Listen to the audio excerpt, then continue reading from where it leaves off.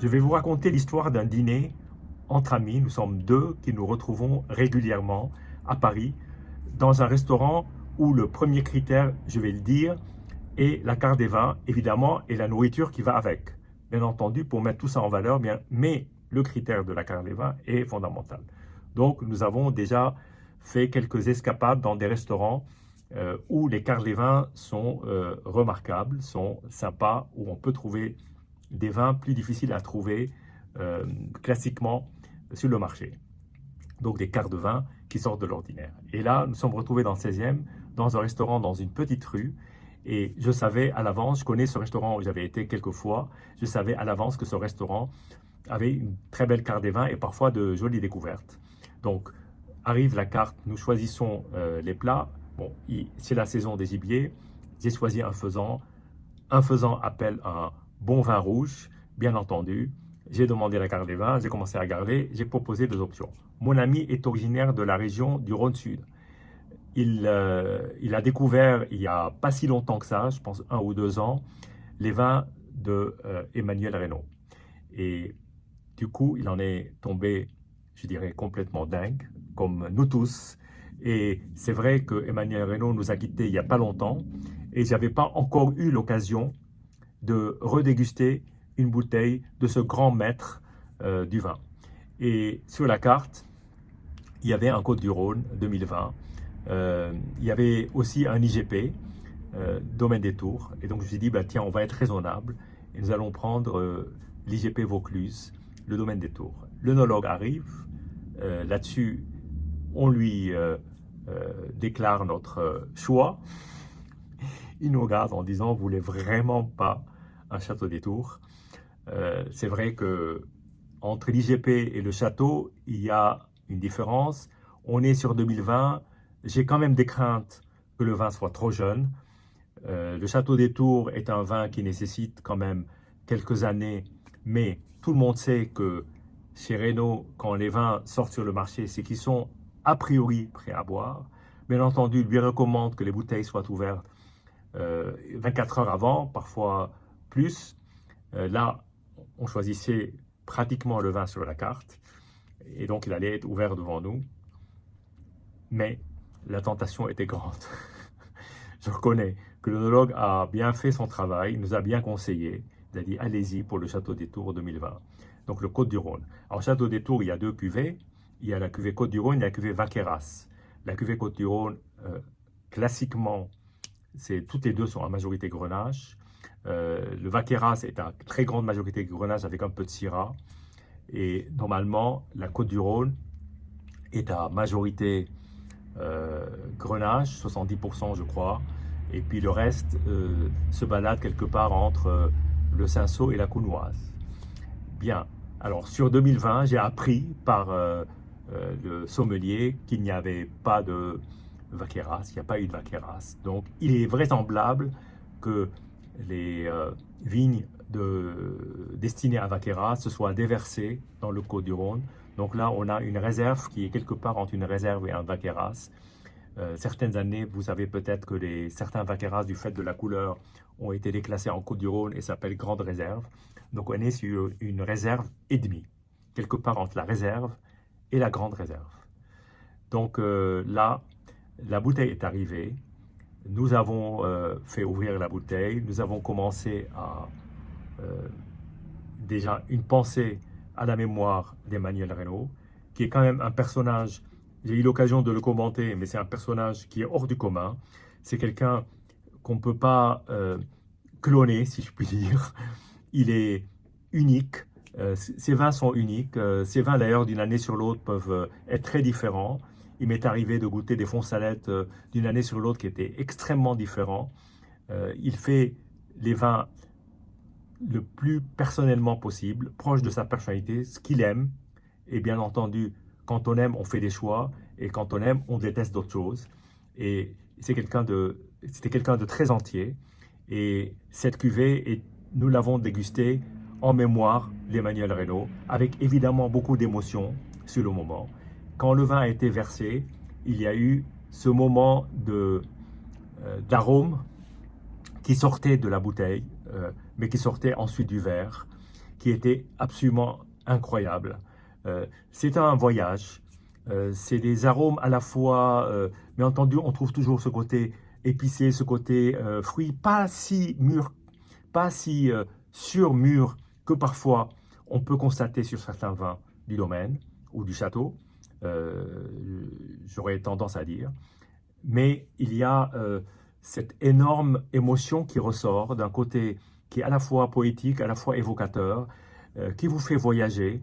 Je pense que ce qui nous est arrivé est assez étonnant parce que tous les deux on s'est regardés et on s'est dit la même chose, c'est qu'on avait envie de prolonger ce moment de senteur le plus longtemps possible, sans forcément chercher à analyser, c'est-à-dire sans chercher à dire, bah tiens, je ressens un peu de framboise, un peu de confiture, un peu de thym, un peu de garrigue. Non. En fait, on voulait juste se laisser emmener aussi loin qu'au possible par ce bouquet, qui est un bouquet très particulier, qui est un bouquet... Alors déjà, la couleur du vin est très typique de certains vins du domaine. Déjà, une couleur qui rappellerait plus un vin de Bourgogne, avec ce côté, avec cette légère évolution, ce pourtour qui est légèrement orangé. C'est absolument magnifique. Je suis parti avec la bouteille. Je reviendrai sur la dégustation en bouche. Mais je suis parti avec la bouteille que voici. C'est la première bouteille que nous dégustions après la disparition d'Emmanuel Reynaud. Ce 2020, je m'en souviendrai. J'aurais aimé emporter avec moi un peu de contenu pour le déguster devant vous, mais j'ai surtout emporté avec moi ce souvenir intense d'un moment d'une grande délicatesse, d'une grande puissance évocatrice. C'est un moment qui est très émouvant, surtout en fonction des circonstances. Nous étions à peine 10 jours après la disparition du grand maître. Et c'est vrai que ce moment a été un moment très particulier. Alors en bouche, l'attaque est d'une énorme douceur. Alors assez étonnamment, le vin était d'une grande buvabilité dès le départ. Donc il venait d'être ouvert, donc ça faisait, on l'a laissé quand même s'aérer 10 minutes, le humer. Et puis quand il est arrivé en bouche, ça a été un prolongement de ce parcours, de ce voyage que nous offre ce maître. Et c'est vrai qu'en bouche, il y a une telle douceur, il y a une telle rondeur, il y a à la fois, alors on garde le degré d'alcool, c'est 13,5, donc c'est pas un des vins les plus alcooleux de ce que peut produire, parce que certains, des fois, le degré d'alcool peut monter jusqu'à 15. Là, on est resté dans des zones classiques. 13,5, c'est devenu presque un standard aujourd'hui dans le vin, y compris en Bourgogne, sans chaptalisation, sur des années comme 2020, qui était une année plutôt chaude. Et donc, on se dit que finalement, c'est un vin d'un grand équilibre, très évocateur, très soyeux en bouche, avec toujours ce toucher de bouche qui est très particulier dans les vins d'Emmanuel Reynaud, qui est un toucher de bouche à la fois délicat et jamais trop omniprésent, et jamais quelque chose qui... Ça accroche jamais en fait, ça glisse, mais en laissant une empreinte très forte, très palpable, très séduisante. On est dans la séduction, on est dans le charme, mais sans aucune ostentation, sans aucune facilité. Je dirais évidemment sans aucune vulgarité au sens noble du terme, c'est-à-dire on ne cherche pas à faire plaisir, on ne cherche pas l'effet waouh, et pourtant il y a un effet de stupéfaction devant cette matière qui est toujours à la fois évanescente, pas toujours très palpable, mais qui vous échappe, mais qui vous laisse en revanche une empreinte quasiment indélébile. Je me souviens encore de toutes les nuances que j'ai eues pendant ce soir, alors que nous sommes déjà à 2 jours depuis ce soir-là. Donc c'est quelque chose qui reste pour nous un moment. Et comme je dis souvent, le vin, c'est pas une boisson, c'est pas quelque chose qu'on boit, même si on l'associe avec un mets et que l'association avec le mets vous apporte un plaisir particulier, mais c'est surtout un instant qu'on garde en mémoire, et c'est cette mémoire qu'on chérit et qu'on a envie de garder et de conserver intacte. le plus longtemps possible. Et c'est vrai que je me souviens de ce moment particulier. Alors quand est arrivé la fin du repas, il restait encore du vin. On s'est dit on va le garder pour la toute fin de repas. Et nous avons commandé un comté, en fait 3 comtés de 12, 24 et 36 mois. Et là, de manière presque obligée, nous avons demandé un vin du Jura.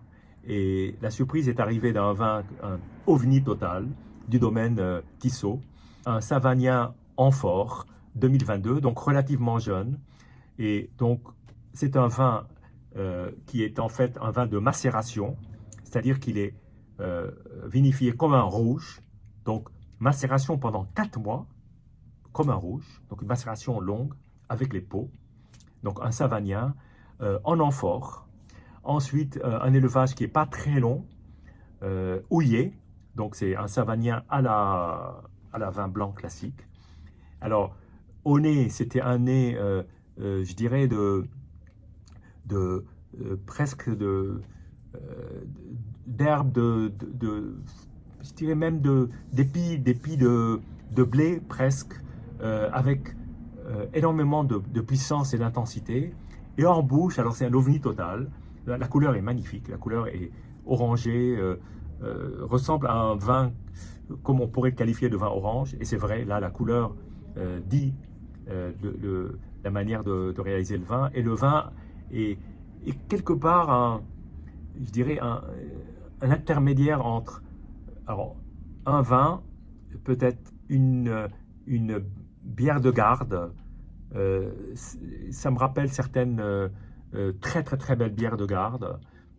Et le vin, je pense, a un potentiel de garde assez intense et assez énorme. On l'a bu, je pense, assez jeune, mais ça allait merveilleusement avec les 3 comtés. C'était toujours très intéressant de goûter les différences entre les comtés. Puis nous sommes revenus en toute fin de repas sur les dernières gorgées de ce magnifique Château des Tours 2020 qui nous laissera une empreinte incroyable. Et puis un moment d'amitié avec un repas qui était superbe, une ambiance, un accueil magnifique. Donc nous avons très franchement passé un moment, un souvenir qui nous restera longtemps. Donc voilà, je voulais dédier cet instant à la mémoire de ce grand vigneron qui nous a quittés récemment et qui va évidemment énormément nous manquer.